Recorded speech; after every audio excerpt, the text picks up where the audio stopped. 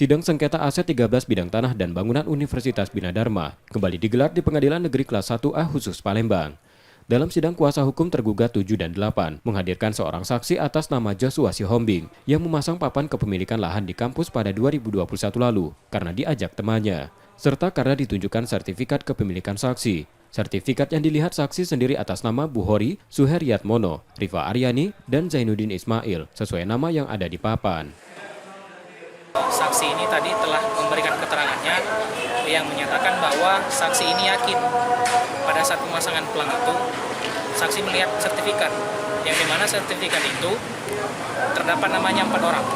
Yang pertama almarhum Bukhari Rahman, yang kedua Profesor Zainuddin Ismail, ketiga Pak Suheryatmono, dan keempat Ibu Rifa Aryani. Maka dari itu saksi memberanikan diri, dan karena juga kebutuhan ekonomi satu, karena juga saksi ini kerja serabutan. Maka dari itu dia bersedia untuk memasang pelang. Pihak penggugat meyakini saksi tidak mengerti soal letak tanah sertifikat yang ditunjukkan. Dan tadi itu menghadirkan Pak Sihombing yang dihadirkan oleh tergugat 7 dan 8.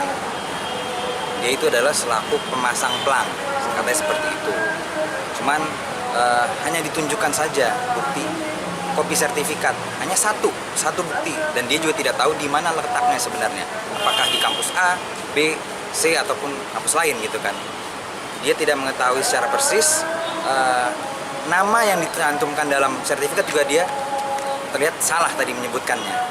Jadi seakan-akan bahwa emang dia sebenarnya tidak mengerti. Sidang tersebut akan dilanjutkan pekan depan dengan agenda yang sama. Yudi Kiswanto, Kompas TV, Palembang, Sumatera Selatan.